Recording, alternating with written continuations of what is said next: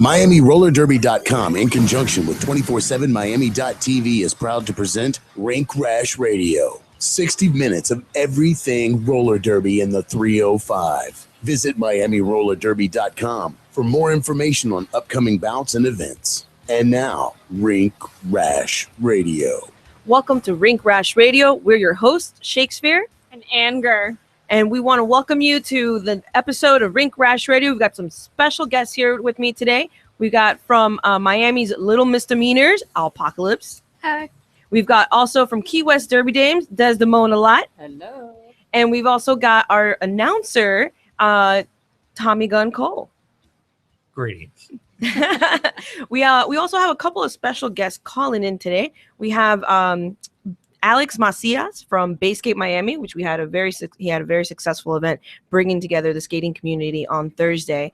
And we also have from Los Angeles Derby Dolls, we'll be having Combat Cali talk to us later today. And so it's our first national guest, which we're really, really excited about.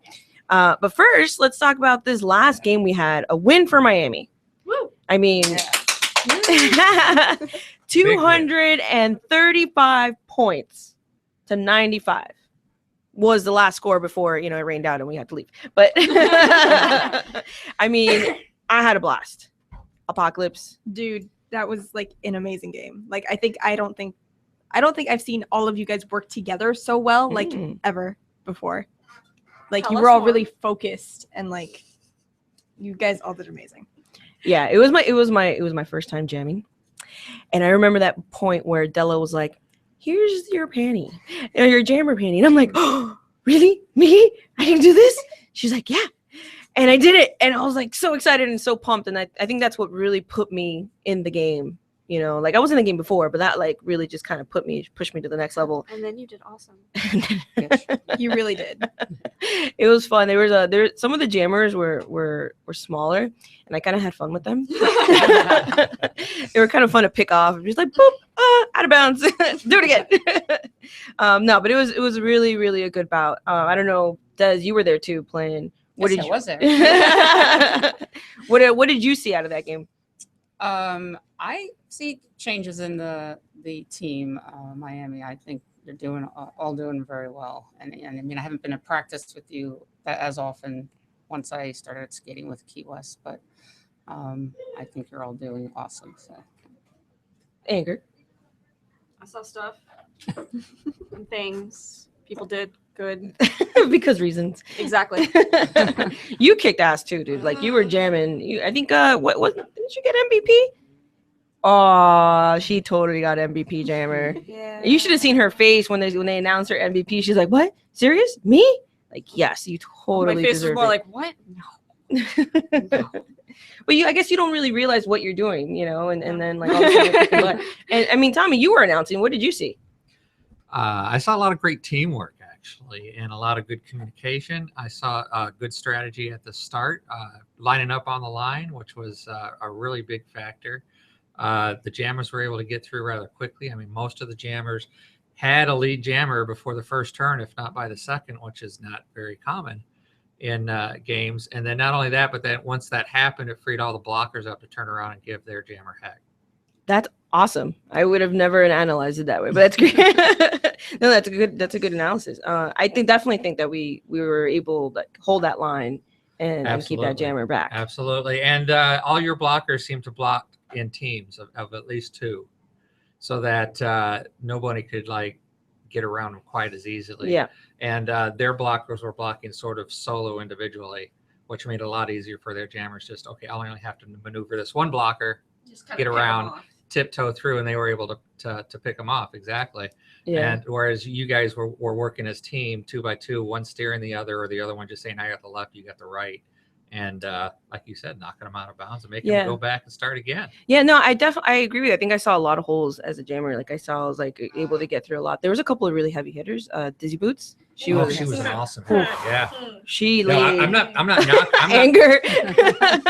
I'm not knocking their blockers at all. I love her, but she was my worst nightmare that night because that's a compliment to her. I'm sure. No, I'm sure, but it was so hard to get around her, and she was always the last line of defense. So it was like, I remember it was her and Suki Seidel teamed up a lot, and yeah, they were very, very tough duo to get through. Her keep knocking me down, and I was like,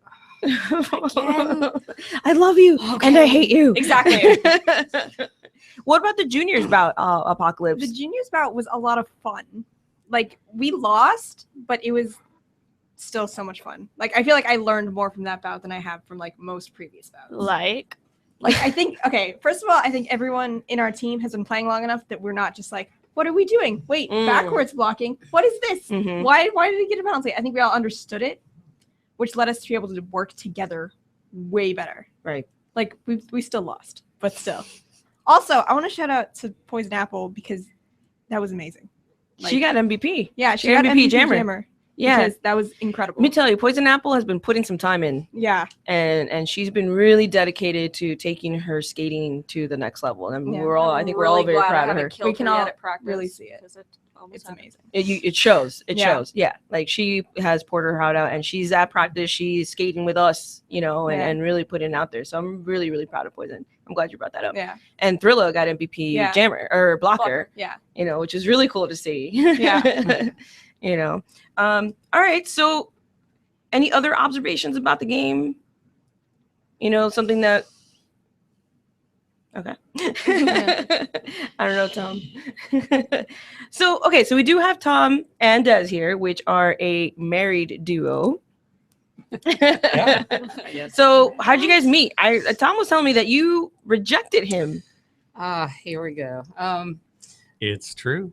It's not true. I had a boyfriend at the time when we first met, and he was living in Texas. I lived in New Jersey. We worked for the same company.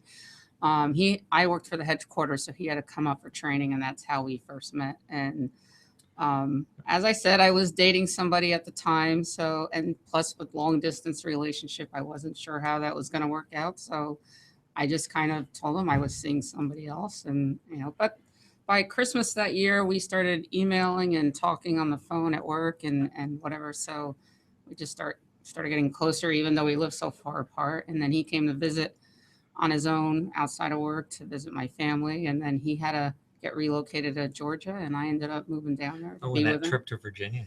And the trip to Virginia. Yeah. Oh, what happened at that trip to Virginia? That sounded Virginia's interesting. for lovers. That was actually for Valentine's Day. Yeah, yeah.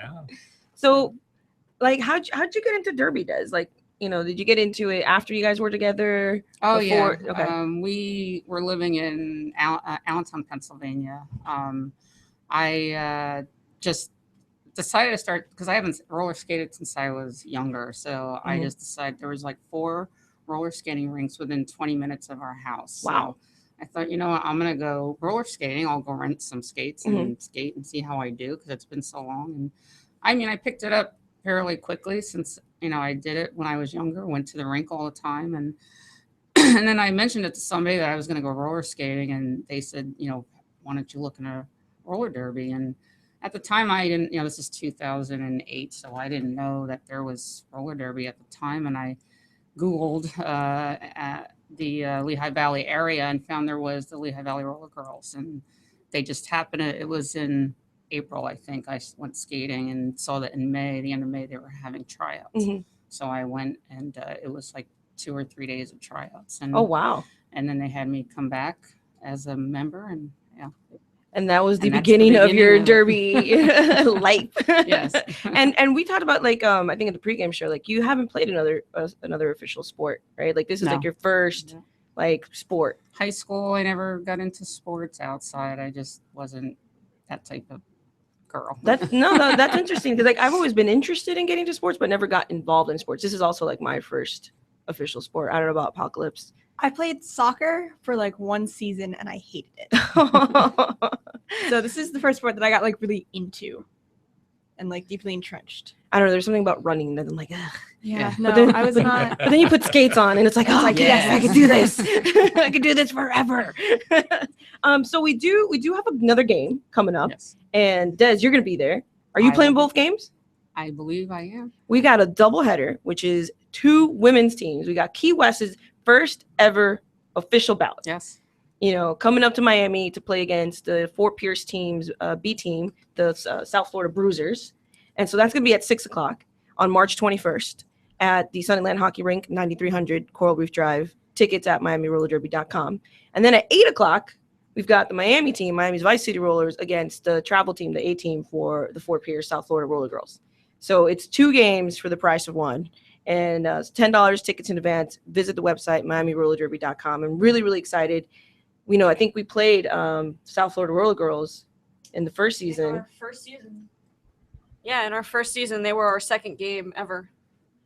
Well, we got our butts kicked. Yeah. So this is time for a rematch. Long overdue rematch. Yeah, but at the same time, I mean, that was a couple years ago. I'm sure it's all new people by now. So. And this is a different Miami team too. We are. So. So I'm really, really excited to see what Miami brings to the table and what we can do. We can show up and represent. Absolutely. Absolutely. And we have South Florida, Fort Pierce. We hope to get them on the show within the next couple of episodes. Yeah. Right before the bout. 9300 Coral Reef Drive, March 21st, our next bout. Visit MiamiRollerDerby.com for tickets. Stay tuned. Rink Rash Radio.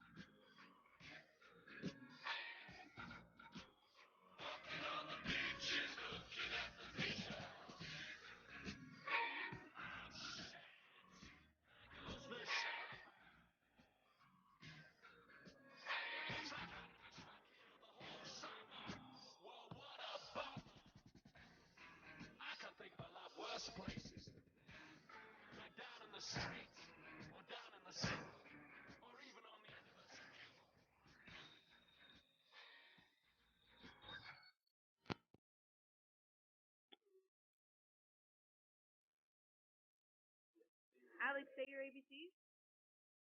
A, B, C, D, E, F, G.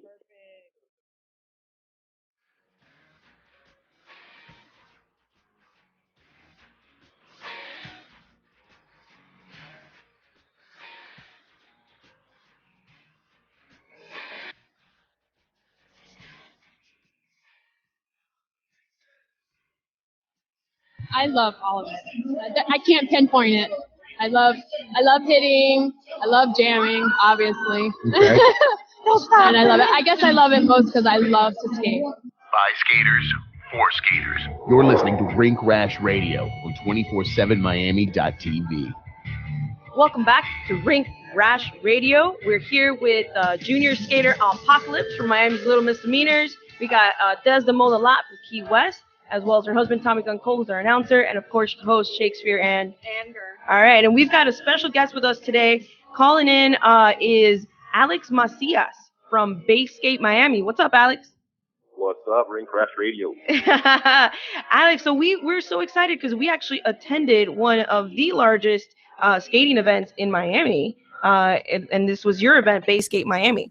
We went there on Thursday, and we were so impressed with the amount of turnout and just the group of people that came out to support skating. Yeah, we were really excited. This was always an idea. Funny enough, it was born on my balcony. I owned an apartment right next to the park in Miami, and from the 32nd floor, you have a pretty nice vantage point looking at the park and the bay. And me and my brother grew up roller skating, actually. So, we would always look down, and then that rink just kind of kept talking to us, and we like, man, that would be the best skate ring. And funny enough, the Miami Foundation opened up a public space challenge, and somebody that had won it the previous year, that kind of overheard our ideas of turning it into a skating rink. They're like, guys, why don't you guys submit this idea? Man, I think this is a home run. And we won the challenge, and it helped us kind of kickstart the idea. And I think being an advertising agency, we're very lucky because obviously we have resources to kind of take it to the next level. Mm-hmm. And we wanted to put something together that the city really hadn't seen. That this type of public event is something that I wish was going on for a lot longer than currently we see going on. A lot of the park is used for private events, and we wanted to do something that was free, something that was inclusive, something mm-hmm. that really brought together kids, families, all type of cultures. And I think we saw that at the event. Absolutely. I definitely was impressed with the different types of people. You had your longtime, skateboarders, you had people who were just there to hang out with their families. And then we had, of course, Miami Roller Derby went out, and I had a lot of fun talking to fans. I mean, we passed out flyers, we talked to people, we took pictures, we skated, it was just an all around fun event. So, and I think that's something we can all get behind, and especially in Miami, like we've grown up skating in the city. Like that's what we did. We would go skating on the beach, like that was just a natural pastime for us. So I think it's awesome that you're doing this. But Alex, why do you think it's so important for the community to do something like this? Well, for starters, I think Miami, we push Miami as a tourist destination, and we spend a lot of money on tourism. And it becomes a transient destination. South Beach becomes like the marker of who we are. And we know that that's not the case. The locals, all the places that people talk about, the Wynwoods, the downtown, the design district, the Little River, the places that have evolved are not because of the big developments, because of the people who are opening up shops, the people who are bringing their families down, the little bakeries who are starting up. These people are the characters that are building our city. And it's crazy to see that there's such a lack of support for local community activities. And I think the other insight we've learned through our business is that we don't have to do segmented activations or ideas. It doesn't have to be a Hispanic idea or Hispanic festival or something. Everyone loves a good idea. And when a good idea makes sense, it crosses over to demographics, places around the city. You saw the inclusion of people, and it just says a lot about the skate culture. Exactly. And I think this is something that it's just it's obvious that people love the skate culture, and it really is cross-cultural. It hits many touch points across the Miami, the cityscape, and I think it's really important to support the locals, and I think not enough is being done for it. Absolutely. I definitely saw a lot of different types of people coming together about skating, and like that I think speaks to what we try to do as a team, is spread the love and spread the gospel of roller derby. But more than that, like people come because they love to watch people skate, and not only that, but of course hitting each other helps. But right, no, and it was really cool to see such different groups, not even it felt like everybody was kind of in just one big space enjoying each other. There was no static. It was just an organically cool, great vibe. Yeah, and you had DJs out there, you had, vendors, local vendors. Winwood Brewing Company was out there. We actually, had a good, we talked to them, and we're hoping to do some events with them. So it was really good for us too. Food trucks. I mean, there was kids everywhere. It was a really great way to turn this area into a skating rink. And it was just a lot of fun. I mean, Des, you guys were there. So I was impressed with the way that it was run, and it was hard to miss when we were driving into the area. You could see the lights in the sky. So I mean, it really I felt like there was a lot of. I love seeing the families there. I mean, just all ages, whether the parents were out skating or just a couple of the kids were out skating, and the younger kids were playing in the grass, having fun. People that couldn't skate were just standing around dancing, having a good time, enjoying the music. And the food was excellent. It wasn't just garbage trucks out there. It was good food trucks, good drinks, and it was a great atmosphere. Yeah, we need more of this. We need more of this, Alex. What's next for you guys? Well, what's next? I think this was a footprint. This was kind of like our starting block, and this was something that we wanted. We wanted to showcase what the potential is. And, we did the heavy lifting this time, and the local, like you're mentioning, the great sponsors that we had, the local businesses, these are the guys that came out and made this happen with us. And, what we want to do now is we wanted to give people an idea of what we have. And I don't think people comprehended the scale and potential of this idea. And I think now people are like, whoa, now this is what we can do on a monthly basis. And I think we're going to push it. And now we need support. The Miami Foundation helped us start and kickstart it. We put a lot of resources into this first one. But now we need people to jump on board. We need the city to back us up. We need organizations and brands. And this is not really a money-making event. I'm not doing this to make money. This is to be self-sufficient. And we should offer this to the community at least once a month. We love that we can, so we can bring the culture to downtown. And it's a public park, and like you're mentioning, and people were sitting on the grass, people were skating, people were dancing, and it is a public park. And the idea of this is to enjoy these public spaces in a cool way. And that resource of the fountain was always there, just looking at us and staring us in the face. And we made do with what we had, and it's a great way to solve problems in our city. Put a little bit of creativity behind something, and we can probably solve a lot of the problems down here. But the idea, hopefully, Ultra comes in now in March, so they take over the park. And that's kind of the next hurdle for us. So once I think Ultra is out, the park would love us to be here on a regular, throughout the rest of the year. So we would love that. We would support that 100%. I heard that a million times that night. I hope this is a monthly event. Yeah, we want to be out there every month, and we will support you guys. This is definitely something we can get behind. And awesome. and I'd like to invite you, Alex, obviously, to come watch our next bout Saturday, March 21st. Come watch some roller derby. Come see the other side of skating. And you can count on me to do that. I would love to see what your culture's all about. Maybe strap on some pads on me. Do whatever you need to do. Hell yeah, we can do that. I would love to get involved with you guys. And like I said, reaching out to you guys. I know that you guys are the real deal. I love what you guys represent. You guys are a staple in the skating community. I want you guys to really leverage this and really enjoy what we're trying to create. And I really thank you guys for going out there, you and your crew, and you guys look good.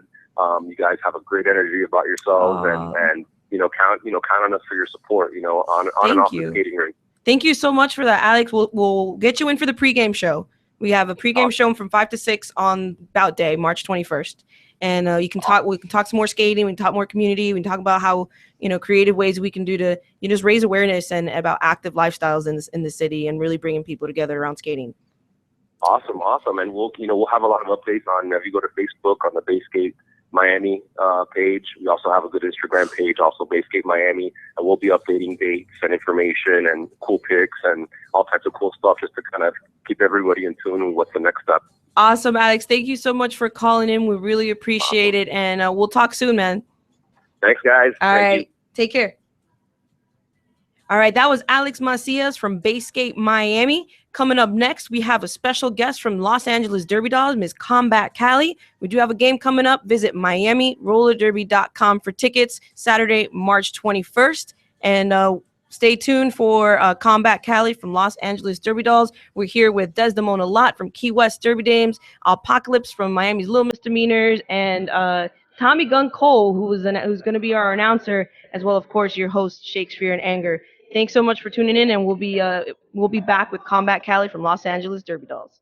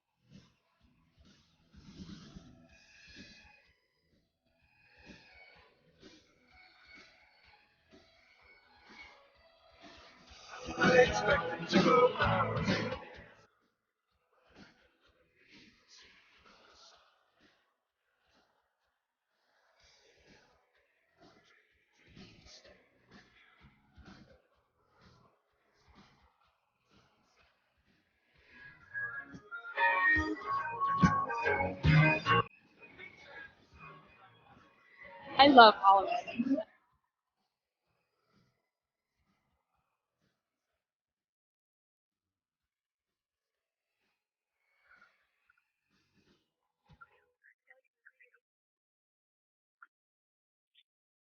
Say that again? Can you say your ABCs? Yeah.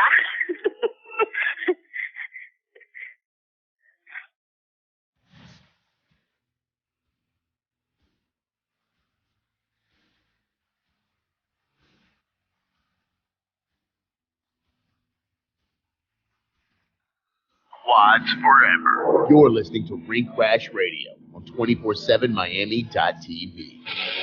Welcome back to Rink Rash Radio. We're here with special guest Desdemona Lott from the Key West Derby Dames and her husband Tommy Gun Cole, our announcer, as well as Apocalypse from Miami's Little Misdemeanors. And I'm your host Shakespeare. And Anger. And we're excited because we've got some really exciting guests from Los Angeles Derby Dolls. We got Shelly Combat Cali on the line.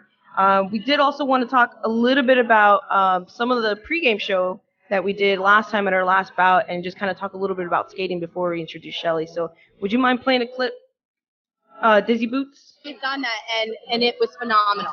They brought us into their little banquet rooms that they have for events, and we skated around that, and we scuffed up their floor really bad, but they loved it. We gave them like a jolt when we went and did a tomahawk in front of them. Oh my God, it was the best. That was Dizzy Boots talking about how they went into the local community. And we've been talking about community with Alex from Basegate. And this is something I feel like it's bigger than Derby. And it's something that we do. We give back to our community. And so she had gone, Dizzy Boots and the Rolling Valkyries had gone to a local elderly home. And they were introducing roller derby to these older people. And she was just telling about like how much fun they had and how surprised they were, and just like, that sort of thing. So that's the type of thing that we do. I don't know, Key West, you guys have recently started, but this is something that I feel like, we try to do as Derby skaters, is reach out to the local community. Yes. Oh, yes, definitely down there. And especially since you've done like the the zombie parade down there. They do it as a team.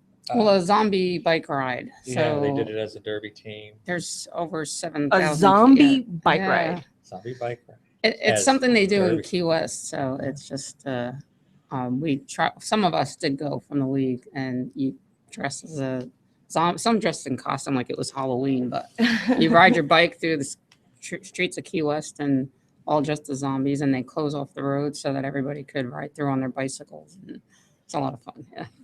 And you get to dress up like a zombie. They all get to see, us, and then they get to see them on their skates. Oh, because you were on your skates? No, too? we were on you were on our bikes for that, we were that on one, our but bikes there's for another parade that you did. Well, the that Christmas parade, we did the Christmas parade on our skates. And I think that is something that we like to do here in Miami too. Like we support charity Hygiene for the Hopeful, which actually started by Assassin. Yeah. From Miami's Little Misdemeanors. So we're really excited. Shelly, what are some of the stuff that LA Derby Dolls likes to do for outreach? Well, we do a lot of different things with the league right now.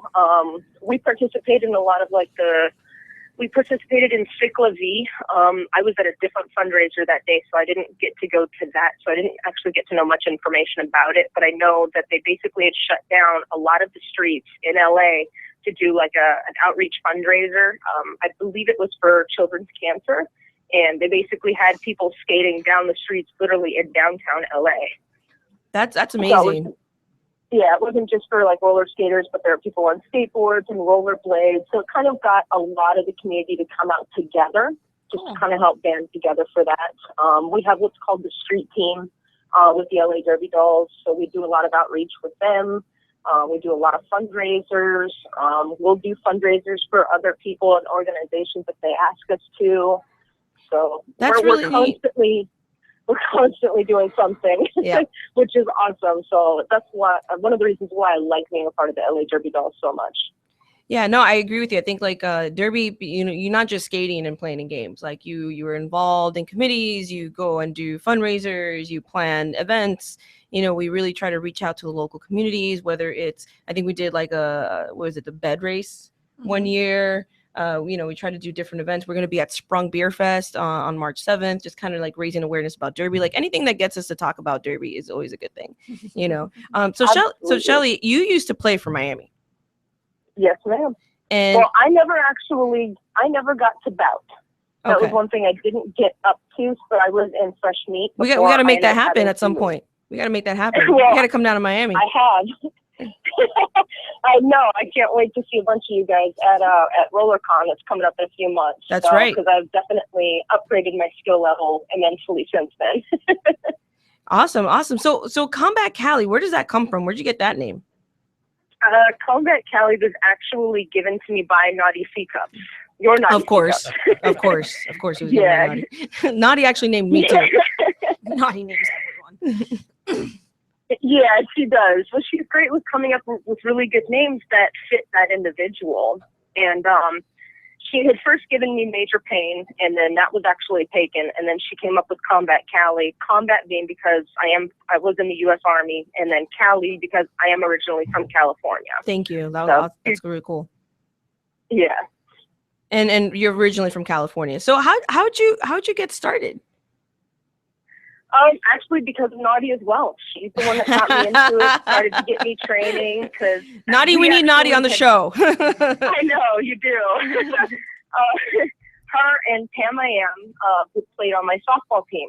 I recruited them through another mutual friend of ours, and they started playing softball with us, and Naughty was telling us about roller derby and how amazing it was and how fun it was. And I'm like, well, I want to come see this. And after I actually started training with her first, and then I actually got all my own gear, and then I started training with Miami, and then, volunteering for the bouts as an NSO. And it just kind of like, I fell in love with the first bout. That's really all it took.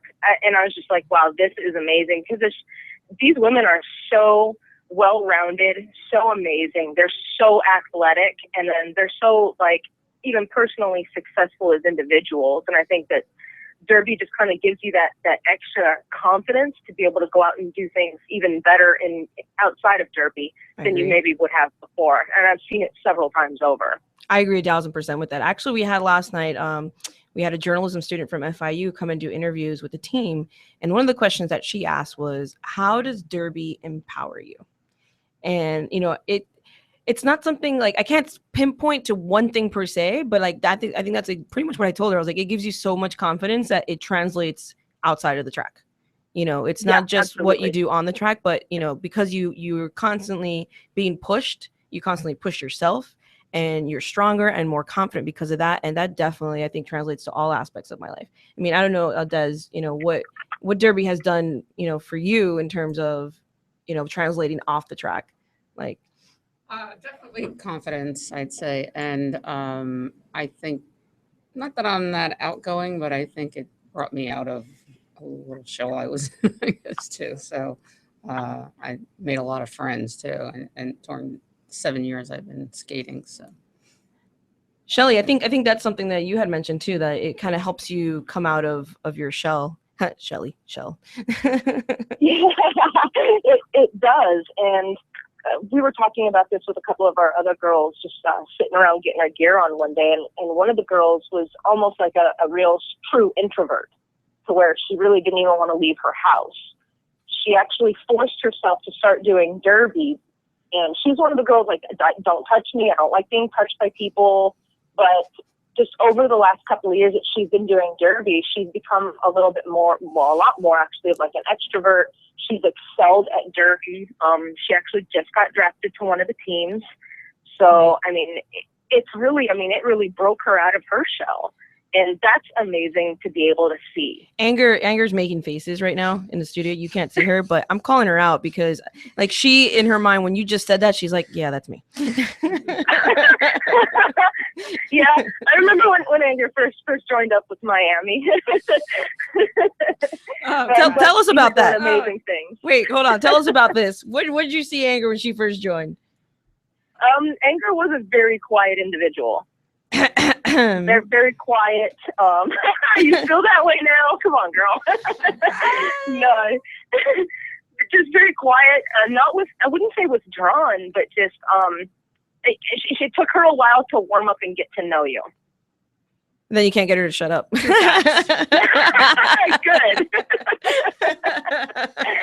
I'm teasing. Just give me bacon and that'll help. Bacon and coffee. That'll shut me right up. Bacon and coffee. I think that's the magic 2 words for everybody.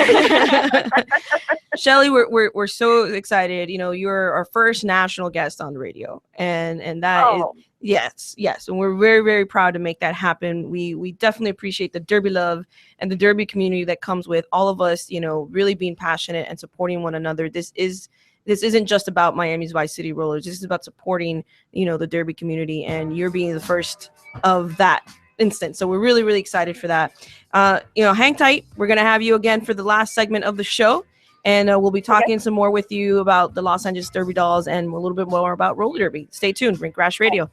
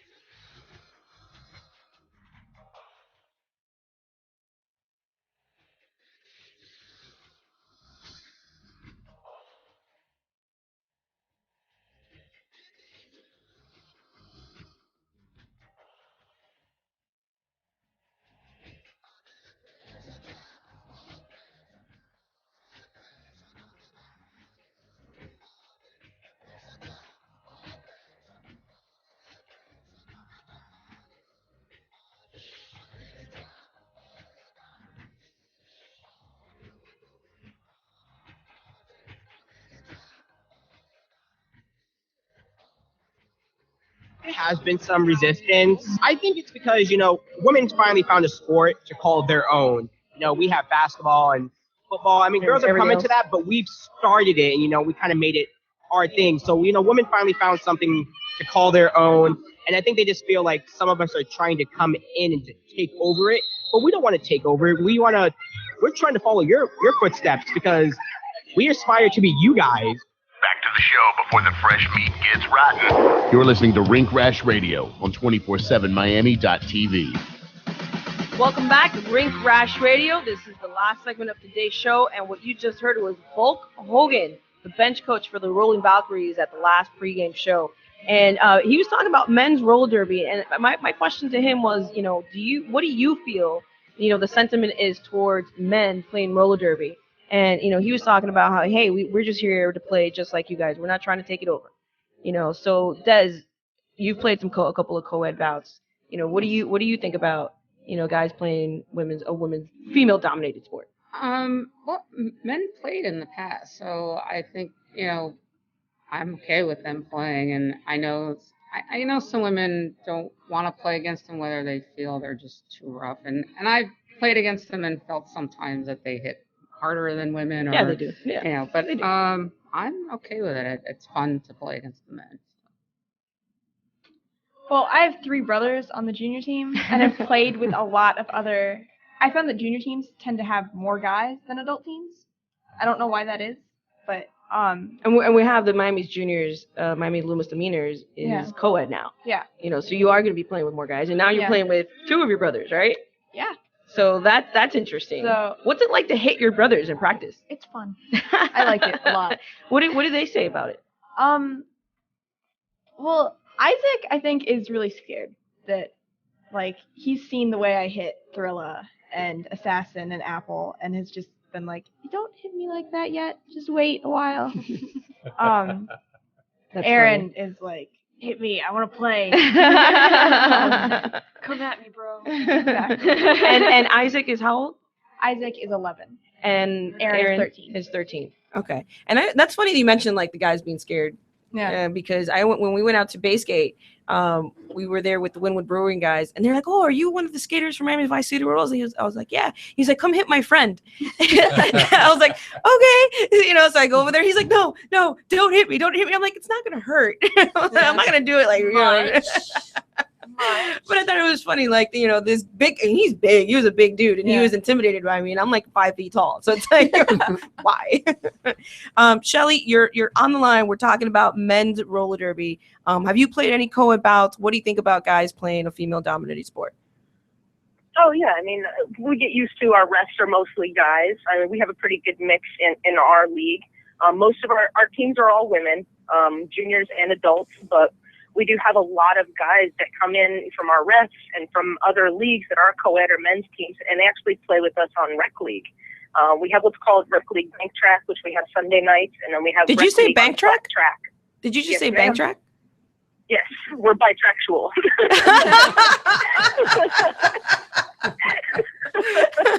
Wait a minute. Hold on a second. So you've played on a bank track? That's LA Derby Dolls is a bank track organization. That's Our primary awesome. focus is bank track. Bank track is very rare today. There's only a handful of teams around the world that actually play on a bank track. I would love to see that grow because bank track is derby beast mode. It is so much funner. It's more fun because now you actually get to use the track and gravity to actually propel you forward. You can actually skate so much faster.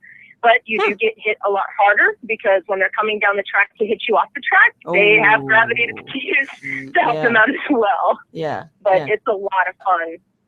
But honestly, back to playing with the guys, I play with the guys, and some of them kind of take it a little bit easier on us, and I've told them, don't hold back. I said, if you're going to hit me, freaking hit me. Yeah.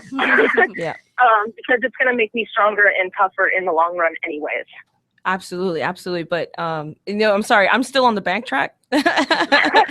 You've played on both. You've played on flat track and you've played on bank track. What do you prefer one over the other? What do you like most about one versus the other? I like both.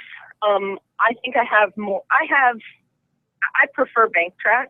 I like the bank. It's it's more complicated. It's a little harder. It is harder for me to get used to. So it's like more of my skill set is better used on flat track because I actually don't have to think about standing.